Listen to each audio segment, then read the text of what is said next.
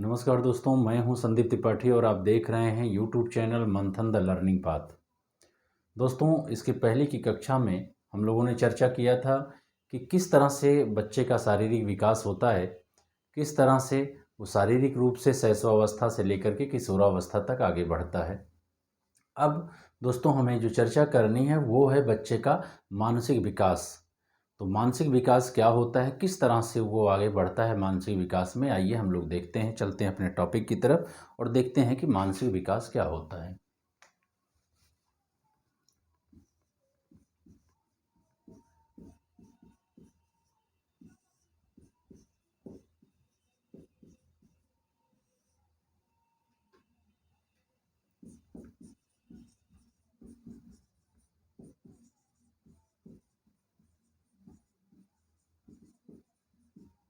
Mental development हम लोगों को देखना है दोस्तों कि मेंटल डेवलपमेंट क्या होता है। तो हम लोग दोस्तों, जब मेंटल डेवलपमेंट की बात की जाती है तो कहा जाता है कि मेंटल डेवलपमेंट वो है कि जब कोई बच्चा मानसिक विकास की उस स्थिति में या मानसिक उस स्थिति में पहुंच जाता है कि जब वह कुछ मानसिक संक्रियाओं को करने के योग्य हो जाता है। किसे दोस्तों? मानसिक संक्रियाओं को। कुछ मानसिक संक्रियाएं हैं या मानसिक संक्रियाओं को करने के योग्य हो जाता है, तब कहा जाता है कि वो बच्चा मानसिक रूप से विकसित हो रहा है। तो वो मानसिक संक्रियाएं कौन कौन सी हैं हम लोग देखते हैं। तो उसमें नाम आता है दोस्तों संवेदन का, प्रत्यक्षीकरण का, संवेदन यानी सेंसेशन, परसेप्शन,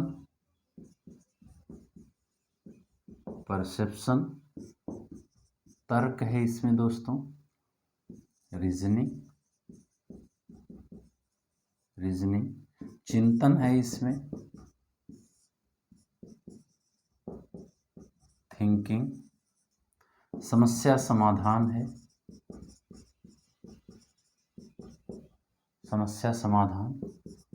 प्रॉब्लम सॉल्विंग। इसमें और भी बहुत सारी चीज़ें हैं दोस्तों, जैसे मेमोरी है यानी स्मरण है, विस्मरण है, अवधान है और रिकॉल मतलब स्मरण करना या संप्रत्यय निर्माण है। तो तमाम तरह की ऐसी मानसिक क्रियाएं हैं जिनको जब बच्चा करने लगता है तो ये माना जाता है कि अब वह मानसिक विकास कर रहा है। तो आइए थोड़ा थोड़ा हम लोग इसके विषय में समझते हैं कि क्या है ये चीज़ें। दोस्तों, सबसे पहले बात आती है संवेदन की। तो संवेदन जो होता है दोस्तों, ये ज्ञानेंद्रियों से प्राप्त ज्ञान की अवस्था होती है कि यानी जब वातावरण का किसी भी प्रकार का जब वातावरण के किसी भी तत्वों से परिचित होता है बच्चा ज्ञानेंद्रियों के माध्यम से, तो उसी को संवेदन कहा जाता है। यानी ज्ञानेंद्रियों के द्वारा प्राप्त सूचना को ही क्या कहा जाता है? संवेदन कहा जाता है। क्योंकि कहा जाता है कि ज्ञानेंद्रियां ज्ञान की द्वार होती हैं, उन्हीं से ज्ञान प्राप्त होता है। तो वो ज्ञान प्राप्त करने का एक पहली सीढ़ी होती है, पहला पायदान जो क्या है वो है संवेदन। यानी जब वो वातावरणीय तत्वों से परिचित होता है ज्ञानेंद्रियों के माध्यम से, तो उसे संवेदना कहा जाता है। प्रत्यक्षीकरण है दोस्तों। प्रत्यक्षीकरण ये जब संवेदना जो होती है दोस्तों, वातावरणीय तत्वों से जो परिचय होता है ज्ञानेंद्रियों के माध्यम से, जब उसमें व्यक्ति जो है मानसिक व्याख्या अपनी कर देता है, यानी जब उसमें अपना अर्थ जोड़ देता है, तो कहा जाता है कि प्रत्यक्षीकरण हो गया। यानी मानसिक रूप से वो व्याख्यायित कर दिया गया, उसके गुण दोषों, उसकी प्रकृति को समझ लिया गया, उसमें अपना अर्थ जब उसमें अर्थ जोड़ दिया जाता है मानसिक रूप से, तो कहा जाता है कि प्रत्यक्षीकरण की प्रक्रिया हो गई। तर्क क्या है दोस्तों? तर्क है दोस्तों अनुभवों के आधार पर जब कभी हम कहा जाता है कि अगर कोई कार्य हुआ है तो उसका कारण जरूर है। तो जब कोई समस्या हो या फिर किसी निष्कर्ष पर पहुंचना हो दोस्तों, तो अपने अनुभवों के माध्यम से कार्य और कारण के बीच का संबंध जब खोजा जाता है तो कहा जाता है कि तर्क हो रहा है। तर्क जब भी होता है, तर्क एक बौद्धिक प्रक्रिया है, मानसिक प्रक्रिया है। तो इसमें पूर्व अनुभव जरूर होते हैं। पूर्व अनुभवों के आधार पर ही कार्य और कारण के बीच के संबंध को जब खोजा जाता है किसी समस्या का निराकरण करने के लिए, तो कहा जाता है कि वो तर्क किया जा रहा है दोस्तों। चिंतन चिंतन दोस्तों, इसमें तर्क के माध्यम से मानसिक क्रियाएं की जाती हैं। ये विचार इसमें जो है वो अपना महत्वपूर्ण स्थान रखता है। विचार के माध्यम से, विचारों और तर्कों के माध्यम से जब किसी समस्या के समाधान के लिए प्रयास किया जाता है, किसी निष्कर्ष पर पहुंचने के लिए, तो वहाँ चिंतन होता है दोस्तों। यहाँ तर्क जो है वो चिंतन में सम्मिलित है। इस तरह से आप इसको समझिए कि ये तर्क है और ये चिंतन है। तर्क जो है वो चिंतन में हमेशा सम्मिलित होगा दोस्तों। तर्क के माध्यम से ही विचारों के द्वारा किसी समस्या से निपटने के लिए चिंतन किया जाता है। चिंतन एक प्रकार की मानसिक प्रक्रिया है, एक बौद्धिक प्रक्रिया है, जिससे तर्क के माध्यम से आगे बढ़ा जाता है और किसी भी समस्या के लिए विचार किया जाता है। और समस्या समाधान आप समझ ही रहे हैं। जब आपके सामने कोई समस्या आती है और उसको जब आप सुलझाने का प्रयास करते हैं, तो वहाँ समस्या समाधान की प्रक्रिया कही जाती है। तो इस तरह से ये कुछ मानसिक ऐसी क्रियाएं हैं जिनको जब बच्चा करने लगता है तो कहा जाता है कि उसका मानसिक विकास हो गया है। तो मानसिक विकास होना या मानसिक रूप से विकसित बच्चे की पहचान है कि जब वो मानसिक संक्रियाओं को करने के योग्य हो जाता है। अनुभवों को प्राप्त करके, अनुभवों के द्वारा पुनः अनुभव प्राप्त करने की योग्य जब बच्चा हो जाता है, तो कहा जाता है कि वो मानसिक रूप से विकसित हो रहा है। अंतःक्रिया के माध्यम से जब बच्चा ऐसा करने लगता है। चलिए आगे हम लोग देखते हैं और आगे हम लोग चर्चा करते हैं कि किस तरह से पियाजे महोदय ने संज्ञानात्मक विकास की अवस्थाएं दी हैं और किस तरह से संज्ञानात्मक विकास को उन्होंने समझाया है।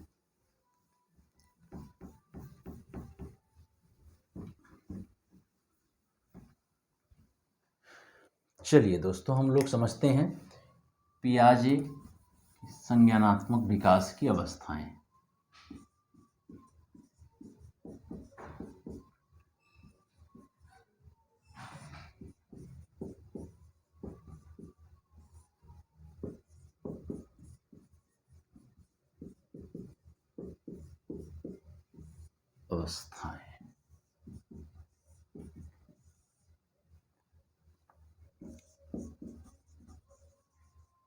Stages of cognitive development. ये दोस्तों हम लोगों को जो पढ़ना है वो है स्टेजेस ऑफ कॉग्निटिव डेवलपमेंट। दोस्तों, जब भी कभी हम कॉग्निटिव डेवलपमेंट की बात करते हैं तो कॉग्निटिव डेवलपमेंट समझने से पहले हमको जीन पियाजे महोदय के विषय में और उनके विचारों को थोड़ा सा जान लेना आवश्यक है, क्योंकि उनके कुछ दिए हुए विचार, कुछ कही हुई बातें इसको समझने में सहायक होती हैं। तो ये अवस्था जो है संज्ञानात्मक विकास की अवस्था, ये दोस्तों जीन पियाजे के द्वारा दी गई है। जीन पियाजे ये एक स्विस साइकोलॉजिस्ट थे दोस्तों। कौन थे? साइकोलॉजिस्ट थे। इनका जन्म जो है वो 1896 ईस्वी में स्विट्जरलैंड में हुआ था। कहाँ हुआ था दोस्तों? स्विट्जरलैंड में हुआ था 1896 ईस्वी में। दोस्तों, ये अल्फ्रेड बिने का नाम आप लोगों ने सुना होगा। अल्फ्रेड बिने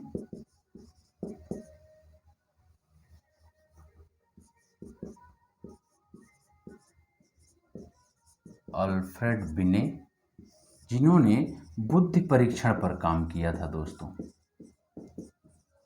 बुद्धि परीक्षण पर ये काम किए थे और इन्हीं के साथ पियाजे महोदय इन्हीं के निर्देशन में बुद्धि परीक्षण पर कुछ कार्य कर रहे थे। वहाँ पे इन्होंने बच्चों से कुछ बौद्धिक प्रश्न किए। क्या किया दोस्तों? कुछ बौद्धिक प्रश्न किए। वहाँ जो बच्चे उपस्थित थे उनसे कुछ बौद्धिक प्रश्न किए, लेकिन उनका जो उत्तर मिला उस उत्तर से ये बड़े विचलित हुए, बड़े चिंतित हुए। तो उन्होंने सोचा कि क्यों ना कुछ ऐसा अध्ययन किया जाए कि जिससे हम समझ सकें कि बच्चे अपने वातावरणीय तत्वों के साथ कैसे प्रतिक्रिया करते हैं और कैसे उसके विषय में वो सोचते हैं, कैसे उनका संज्ञानात्मक विकास होता है। तो ऐसा करने के लिए दोस्तों उन्होंने अपने 3 बच्चों पर, अपने ही बच्चों पर क्या किया, उन्होंने उनके दिन प्रतिदिन क्षण प्रतिक्षण की जो क्रियाकलाप थे उनके बच्चों के जो उनके क्रियाकलाप थे, वो भी क्षण प्रतिक्षण के, उनकी एक सूची, उनका एक लेखा जोखा तैयार किया और बाद में उसका विश्लेषण उन्होंने किया और उस विश्लेषण के आधार पर उन्होंने बताया कि संज्ञानात्मक विकास की क्या अवस्थाएं होती हैं, बच्चे का संज्ञानात्मक विकास कैसे होता है। तो आइए हम लोग देखते हैं कि किस तरह से उन्होंने संज्ञानात्मक विकास की अवस्थाओं के विषय में बताया है। इसको हम इरेज करते हैं दोस्तों।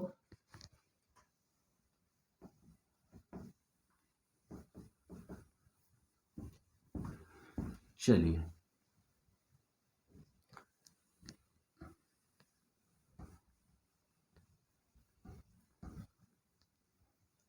दोस्तों जब उन्होंने विश्लेषण करके देखा, जब उन्होंने विश्लेषण किया अपने बच्चों के क्रियाकलापों पर, तो उन्हें कुछ चीज़ें मिली। उन्होंने बताया, सबसे पहले जो उन्होंने बात की, उन्होंने कहा कि मानव जो है, मानव एक सूचना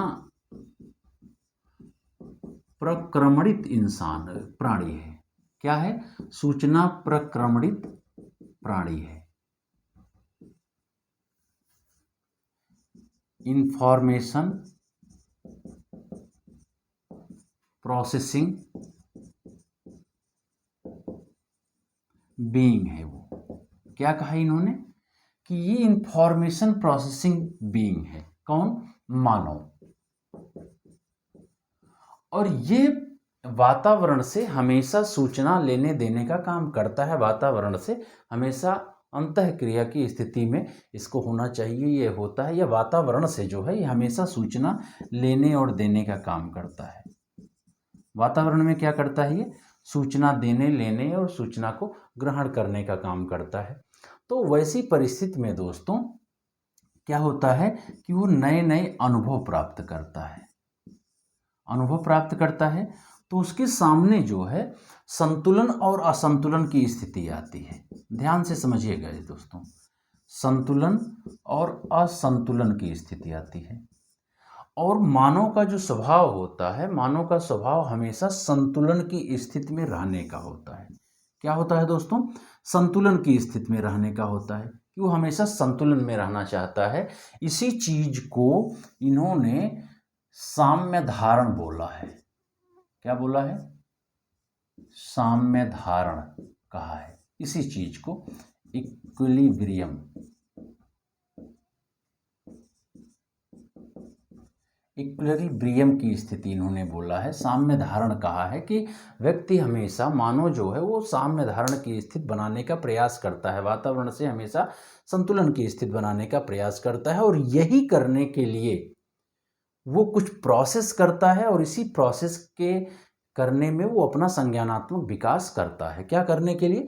संतुलन बनाने में वो कुछ ऐसी संक्रियाएं करता है, कुछ ऐसे प्रोसेस करता है, जिसी प्रोसेस के बीच में वो अपना करता रहता है, संज्ञानात्मक विकास उसका होता रहता है।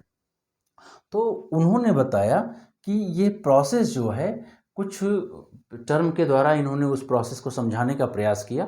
चलते हैं हम लोग उस प्रोसेस की तरफ और समझते हैं कि कैसे, क्या चीज़ें इन्होंने बताया है कि वो प्रोसेस क्या होता है। दोस्तों उन्होंने कहा कि संतुलन बनाने के लिए अनुभव की आवश्यकता होती है और व्यक्ति जो है वो अनुभवशील है, चूंकि वो सूचना ग्रहण कर रहा है तो वो अनुभव लेगा। क्या लेगा दोस्तों? अनुभव। व्यक्ति परिपक्वता की स्थिति में आएगा। कुछ विशेष अनुभव जो है वो उसको परिपक्वता आने पर ही मिलेंगे दोस्तों। पर क्योंकि आपने देखा है, आपने इसके पहले पढ़ा है कि विकास क्या है। विकास परिपक्वता और वातावरण के साथ क्या है, एक अंतःक्रिया का परिणाम है कि जब परिपक्वता के साथ उसमें कुछ चेंजेज आते हैं समय समय पर, तो कहा जाता है, और उनकी उस चेंजेस के कारण जो उसमें विशेषताएं आती हैं जो उसमें कुछ ऐसी क्वालिटीज़ आती हैं, उसी को कहा जाता है कि बच्चा क्या कर रहा है, विकास कर रहा है। तो उन्होंने बताया कि मानव को आगे बढ़ने के लिए चिंतन करता है, मानव चिंतन करता है, नई नई खोजें करता है, नई खोजें करता है, और इस चिंतन के लिए और नई खोज के लिए क्या क्या उन्होंने संज्ञानात्मक विकास में कुछ चीज़ों को महत्वपूर्ण बताया है। जैसे उन्होंने कहा कि इसके लिए परिपक्वता जरूरी है, परिपक्वता जरूरी है, और उन्होंने अनुभव को जरूरी बताया है, अनुभव को, परिपक्वता को, अनुभव को। और उन्होंने बताया कि ये परिपक्वता और अनुभव, इन दोनों की जब अंतःक्रिया हो जाती है, अंतःक्रिया होती है, तो व्यक्ति जो होता है वो आगे का अनुभव प्राप्त करता है। क्या करता है? अनुभव प्राप्त करता है, नई चीजें सीखता है, नई बातें क्या करता है, वो सीखता है, समायोजन करता है, संतुलन स्थापित करता है। क्या करता है दोस्तों? संतुलन स्थापित करता है। जब वो अंतःक्रिया करता है तो उसको नए अनुभव मिलते हैं, उस नए अनुभव के द्वारा वो समायोजन या संतुलन स्थापित करने का प्रयास करता है। तो उन्होंने किन चीज़ों को वरीयता दी? क्या कहा उन्होंने? परिपक्वता आवश्यक है, अनुभव आवश्यक है, और केवल इन दोनों से ही काम नहीं चलेगा। उनका कहने का मतलब था कि केवल यही दोनों होने से काम नहीं चलेगा, तो फिर काम किससे चलेगा? अंतःक्रिया से काम चलेगा, यानी इंटरेक्शन, इंटरेक्शन होना चाहिए। किसमें किसमें? परिपक्वता में और अनुभव में। जैसे कुछ परिपक्वता उसकी आएगी, कुछ कार्य, कुछ चीज़ें ऐसी होती हैं दोस्तों कि जिसको सीखने के लिए परिपक्वता आवश्यक होती है, जिसको जानने के लिए परिपक्वता आवश्यक होती है। तो परिपक्वता आ गई, और पुराने जो अनुभव हैं वो उसके साथ जब वो अंतःक्रिया करेगा तो उसको नए अनुभव मिल जाएंगे, और उन्हीं नए अनुभवों के साथ वो संतुलन स्थापित करने की कोशिश करेगा। तो इस प्रोसेस से वो अपना क्या करता है दोस्तों? संज्ञानात्मक विकास करने की कोशिश करता है, संतुलन स्थापित करने की कोशिश करता है, और वही संतुलन स्थापित करना ही संज्ञानात्मक विकास के आगे की तरफ बढ़ने की एक प्रक्रिया बन जाती है। तो इस तरह से उन्होंने जो चीज़ें बताई हैं, जो कीवर्ड है उसको आप जानिए कि परिपक्वता, अनुभव, अंतःक्रिया। उन्होंने उनकी इसी सिद्धांत के नाते उनको अंतःक्रियावादी, उनको क्या कहा गया? अंतःक्रियावादी विचारधारा का कहा गया, अंतःक्रियावादी विचारधारा। ठीक है, विचारवादी कहा गया उनको, अंतःक्रियावादी विचारधारा वाला उनको कहा गया। क्यों? क्योंकि उन्होंने कहा कि परिपक्वता और अनुभव की अंतःक्रिया के द्वारा ही व्यक्ति क्या करेगा? नए अनुभवों को सीखेगा, अपने बौद्धिक संरचना में नई चीज़ों को जोड़ पाएगा। किसमें? बौद्धिक संरचना में, बौद्धिक संरचना में। इन चीज़ों को आप लोग नोट करते जाइए। अभी इन सारी टर्म्स के विषय में हम लोग समझेंगे कि क्या है ये चीज़ें। बौद्धिक संरचना में क्या करेगा? वो नई चीज़ों को जोड़ पाएगा। किसके? अनुभव के माध्यम से। तो इस तरह से उन्होंने बताया कि व्यक्ति ऐसे ही आगे बढ़ता है। अब कुछ उन्होंने प्रोसेस बताए हैं कि ऐसा करने में, संतुलन स्थापित करने में, इक्विलिब्रिएशन में उन्होंने बताया कि कुछ संक्रियाएं ऐसी हैं, कुछ प्रोसेस ऐसे हैं जिनको करते हुए व्यक्ति संतुलन स्थापित करने का प्रयास करता है। आइए हम लोग देखते हैं कि वो कौन सी प्रक्रियाएं हैं, कौन से प्रोसेस हैं जिनको करते हुए संतुलन स्थापित करता है, और फिर वो आगे अपना संज्ञानात्मक विकास करता जाता है। चलिए देखते हैं।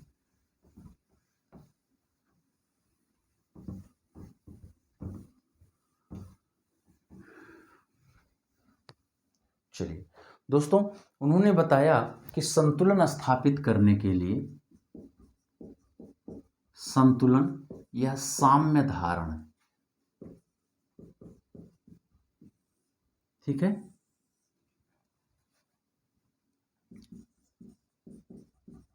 बैलेंस या इक्विलिब्रियम, इक्विलिब्रियम स्थापित करने के लिए ऐसा करना मानव का स्वभाव होता है। वो हमेशा क्या करता है? संतुलन स्थापित करने के ही प्रयास में रहता है। जब भी उसके सामने कोई नई समस्या आती है तो संतुलन स्थापित करके आगे बढ़ने का प्रयास करता है, नई चीज़ें सीखने का, नए अनुभव लेने का प्रयास करता है, पुराने अनुभव के माध्यम से, अंतःक्रिया के माध्यम से संतुलन स्थापित करने का प्रयास करता है, या नए अनुभव के माध्यम से अपना संतुलन स्थापित करने का प्रयास करता है। ऐसा करने के लिए कुछ प्रोसेस करता है। तो प्रोसेस में क्या चीज़ें वो करता है, तो सबसे पहले नाम आता है अनुकूलन। क्या नाम आता है? अनुकूलन, एडॉप्टेशन। एडॉप्टेशन आता है दोस्तों। इसी अनुकूलन को उन्होंने दो भाग में बांट दिया है। पहले उन्होंने कहा कि आत्मसातीकरण, इसको उन्होंने एसिमुलेशन कहा, सिमुलेशन कहा, और दूसरा उन्होंने कहा समायोजन, समायोजन, अकोमोडेशन, अकोमोडेशन। ये इन्होंने कहा कि वो अनुकूलन करता है, और अनुकूलन जो है दो उपक्रियाओं के माध्यम से, दो क्रियाओं के माध्यम से अनुकूलन करने का प्रयास करता है। दो कौन कौन से हैं? आत्मसातीकरण और समायोजन। एक चीज उन्होंने बताई बौद्धिक संरचना। ये वो प्रोसेस बताए थे, उस प्रोसेस के विषय में बात की जा रही है कि कौन कौन से प्रोसेस चलते हैं। बौद्धिक संरचना,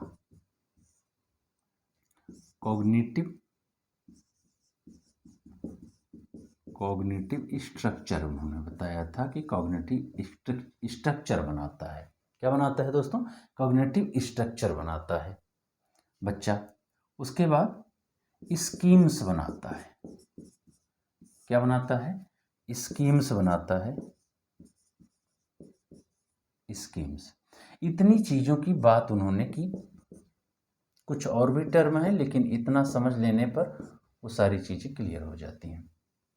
अनुकूलन, अनुकूलन की उन्होंने दो भागों में बांटा, आत्मसातीकरण, समायोजन।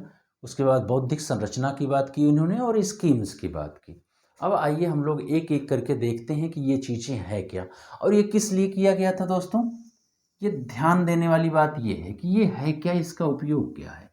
ये चीज़ें की गई थी वातावरण में संतुलन बनाने के लिए। नई परिस्थितियों के आने पर जो मानव जो है, जो बच्चा संतुलन बनाने का प्रयास करता है अपने अनुभवों के साथ, वही संतुलन बनाने का प्रयास इन प्रोसेस के द्वारा किया गया था। इस प्रोसेस में क्या क्या होता है, आइए हम लोग देखते हैं एक एक करके। चलिए,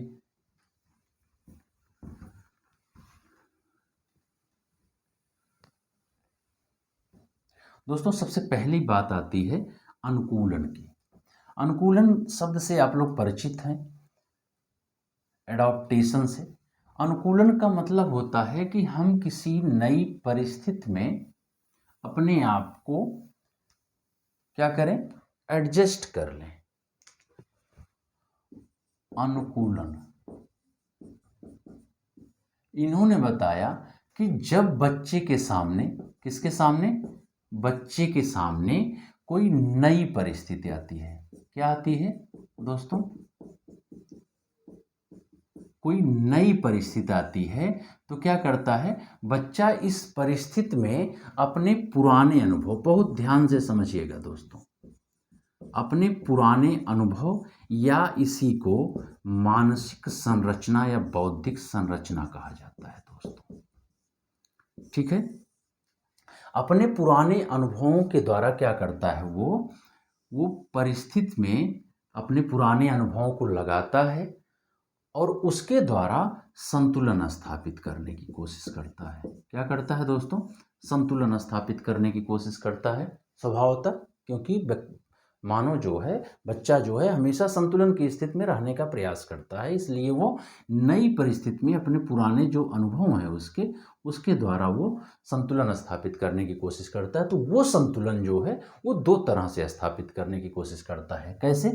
एक तो है आत्मसातीकरण, जो बताया गया था, आत्मसातीकरण, एसिमुलेशन, एसिमुलेशन।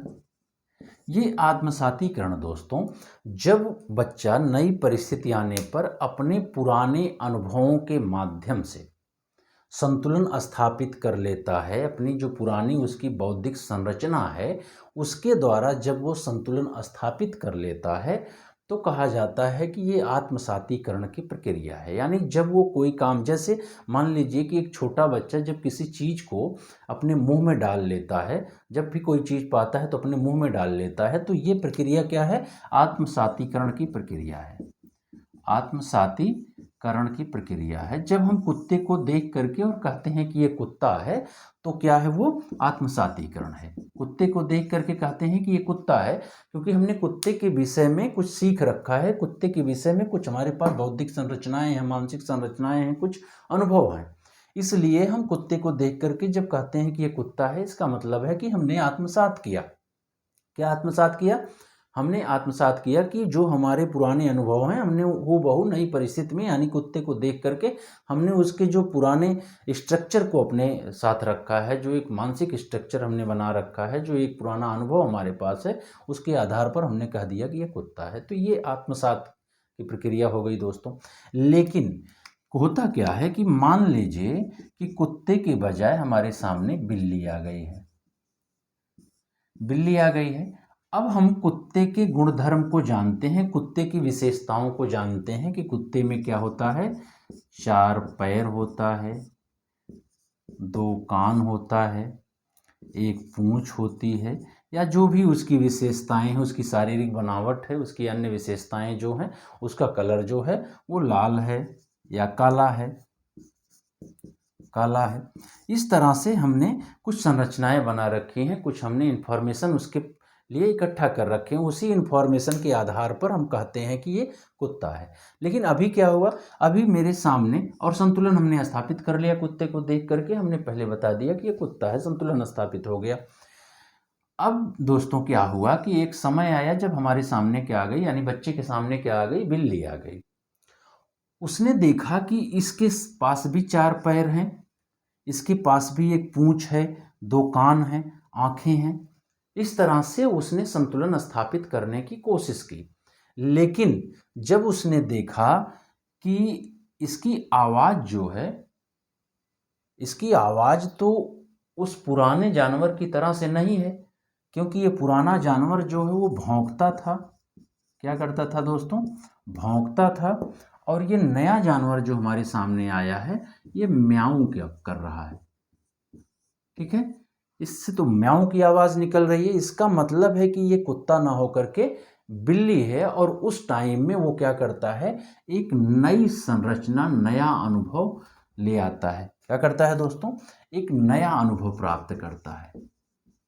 क्या करता है? नया अनुभव प्राप्त करता है, और अपने अनुभव में एक नई चीज़ जोड़ करके एक मानसिक संरचना बनाता है और संतुलन बनाने की कोशिश करता है। ये पता पाता है कि ये कुत्ता नहीं, बिल्ली है, क्योंकि 4 पैर वाली, 2 कान वाली, 1 पूंछ वाली बिल्ली भी होती है जिसकी आवाज़ म्याऊं होती है। और उसने कुत्ते और बिल्ली में अंतर करना सीख लिया दोस्तों।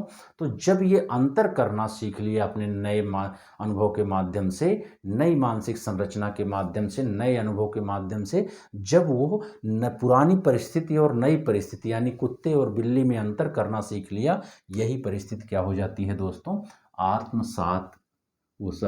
समायोजन हो जाता है। क्या हो जाता है?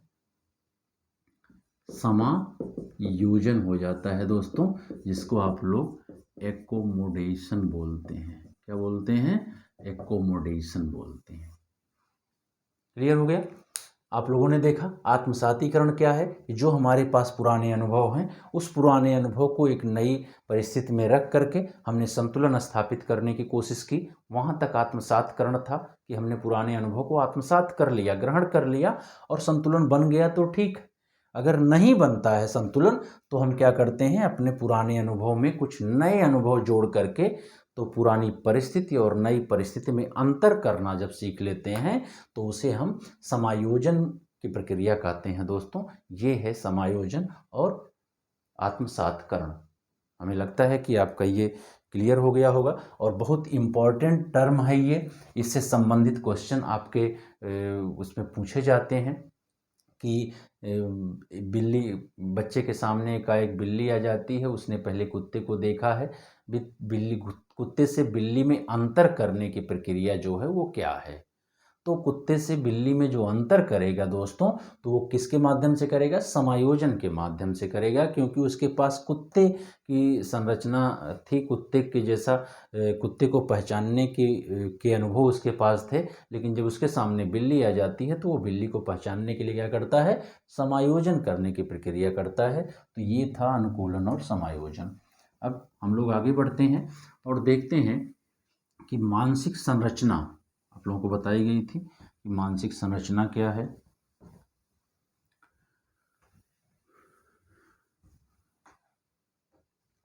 दोस्तों, मानसिक संरचना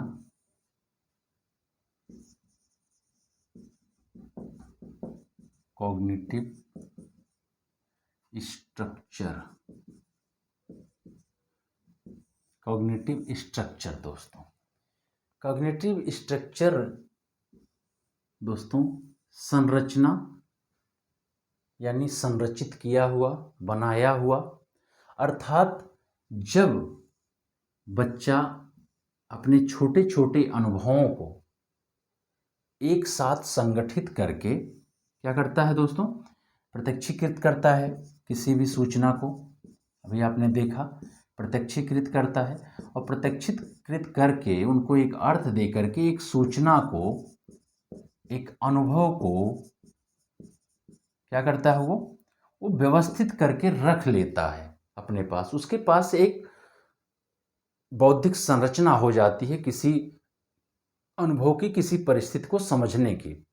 यानी जब वो सूचनाओं को व्यवस्थित क्रम में एक पैटर्न में अपने पास रख लेता है तो उसी को क्या कहा जाता है, मानसिक संरचना कही जाती है। जब किसी परिस्थिति के प्रति या किसी नई सूचना को, नए अनुभव को वो व्यवस्थित पैटर्न में जब बना करके रख लेता है, नई परिस्थिति या किसी अन्य परिस्थिति से निपटने के लिए या समझने के लिए, तो उसी को क्या कहा जाता है, मानसिक संरचना कहा जाता है दोस्तों। ठीक है, अब हम लोग देखेंगे स्कीमा क्या है। ये दोस्तों मानसिक संरचना जो है बच्चे और बड़ों में अलग अलग होगी।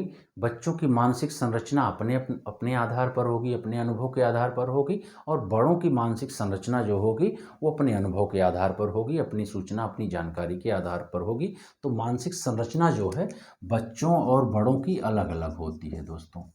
बच्चों और बड़ों की मानसिक संरचना में, मानसिक संरचना, इसी को बौद्धिक भी कह सकते हैं, मानसिक या बौद्धिक संरचना, संरचना में अंतर होता है, अंतर होता है। और ऐसा शायद उनके अपने अनुभव के नाते होता है कि उनके पास, बड़ों के पास अनुभव ज़्यादा होगा और छोटों के पास, बच्चों के पास अनुभव कम होगा। तो ये है आपकी मानसिक संरचना। चलिए दोस्तों, अब आगे हम लोग देखेंगे स्कीम्स क्या है।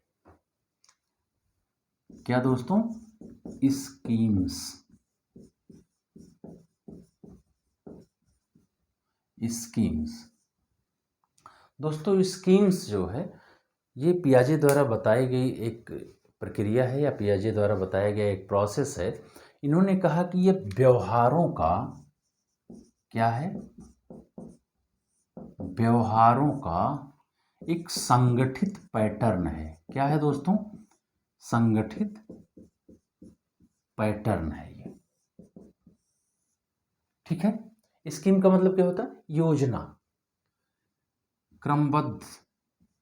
तो ये व्यवहारों का संगठित पैटर्न है। जब वो छोटे छोटे व्यवहार को, जब वो छोटे छोटे किसी काम को करने से संबंधित छोटे छोटे व्यवहारों को एक क्रम से व्यवस्थित करके एक व्यवहार करना सीखता है बच्चा, तो कहा जाता है कि ये स्कीम्स है। जैसे मान लीजिए कि बच्चे को स्कूल जाना है, क्या करना है दोस्तों, बच्चे को स्कूल जाना है। स्कूल जाने के लिए बच्चा जो है वो सीखता है कि स्कूल जाने के लिए पहले हमें क्या करना है, रूटीन के हिसाब से हमको अपना बैग तैयार करना है, हमको नहाना है, हमको कपड़ा पहनना है, हमको जूते पहनना है, जूते पहन करके हमको गाड़ी पकड़ करके स्कूल जाना है। तो क्या होता है, ये स्कूल जाने के एक व्यवहार को, पूरे व्यवहार को सीखता है और उसमें छोटी छोटी जो चीज़ें हैं उससे संबंधित उसको एक पैटर्न में रखता है कि हमको जब स्कूल जाना होता है तो हमको इस तरह से एक एक क्रम से हमको चीज़ें करनी होती हैं, तैयार होना होता है और तब फिर हमको स्कूल जाना होता है।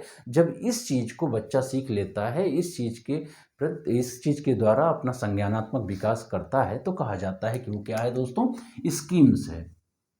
और अपने साथ वो बहुत सारे स्कीम्स रखता है, स्कीम्स का एक गुच्छा बना करके वो रखता है। जब काम लगता है तो इस गुच्छे को, इस स्कीम्स को निकाल करके नई परिस्थिति में उसका उपयोग वो कर लेता है। अलग अलग व्यवहारों के लिए अलग अलग स्कीम वो बना करके रखता है।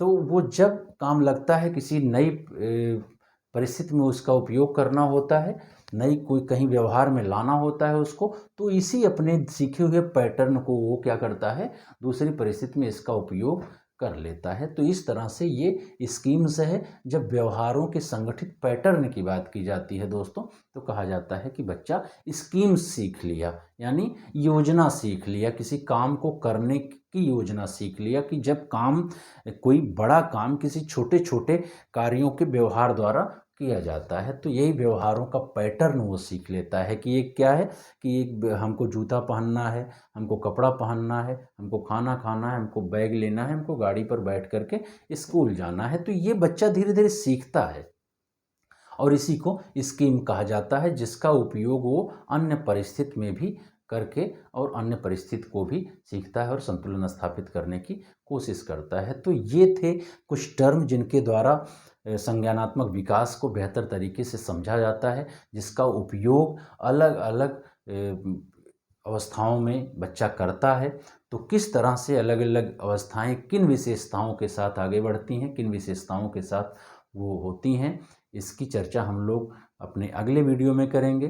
तब तक के लिए दोस्तों, आप वीडियो को लाइक करें, शेयर करें, सब्सक्राइब करें और कमेंट करके हमको ज़रूर बताएं कि आपको वीडियो कैसा लगा। तब तक के लिए नमस्कार, धन्यवाद।